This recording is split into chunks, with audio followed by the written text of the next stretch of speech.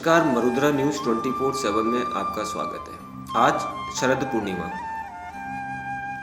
और महर्षि वाल्मीकि जी के अवतरण दिवस की हार्दिक शुभकामनाएं।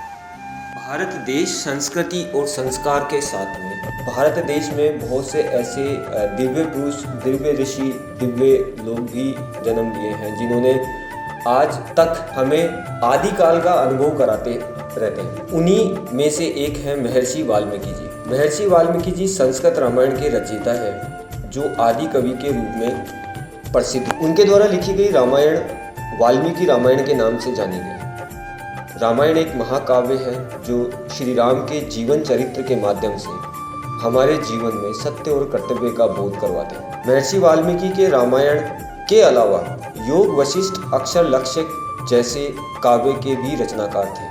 आदि कवि शब्द आदि और कवि के मेल से बना है। आदि का अर्थ होता है प्रथम और कवि का अर्थ होता है काव्य का रचयिता। वाल्मीकि जी ने संस्कृत के प्रथम महाकाव्य की रचना की थी जो रामायण के नाम से प्रसिद्ध है। प्रथम संस्कृत महाकाव्य की रचना करने के कारण वाल्मीकि जी आदि कवि कहलाए गए।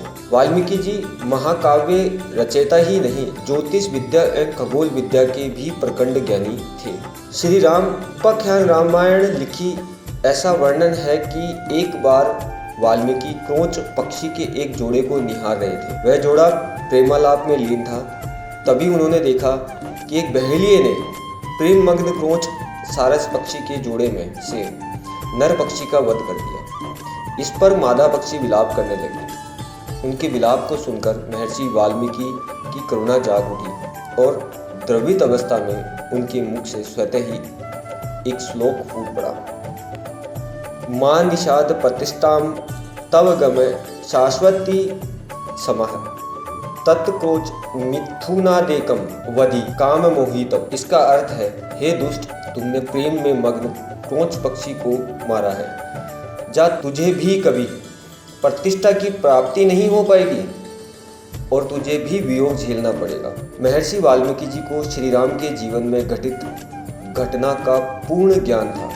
सतयुग, त्रेता, द्वापर तीनों कालों में वाल्मीकि जी का उल्लेख मिलता है। इसलिए भगवान वाल्मीकि को सृष्टिकर्ता भी कहते हैं। रामचरितमानस के अनुसार जब श्री राम वाल्मीकि जी के आश्रम में आए थे तो आदि कवि वाल्मीकि के चरणों में दंडवत प्रणाम करने के लिए वे जमीन पर डंडे की भांति लेट गए थे और उनके मुख से निकला था, तुम त्रिकालदर्शी मुनिनाथा विश्व बदर जिमि तुमरे हाथा। अर्थात आप तीनों लोगों को जानने वाले स्वयं प्रभु हैं। महाभारत काल में भी वाल्मीकि जी का वर्णन मिलता है। जब पांडव कौरवों से युद्ध जीत जाते हैं तो द्रौपदी यज्ञ रखती है जिसके सफल होने के लिए शंख का बजना जरूरी था, परंतु कृष्ण सहित सभी द्वारा प्रयास करने पर भी जब यज्ञ सफल नहीं होता है तो श्री कृष्ण के कहने पर सभी वाल्मीकि जी से प्रार्थना करते हैं। जब वाल्मीकि जी वहां प्रकट होते हैं तो शंख खुद ब खुद बज उठता है और द्रौपदी का यज्ञ संपूर्ण हो जाता है। इस घटना को कबीर ने भी स्पष्ट किया है।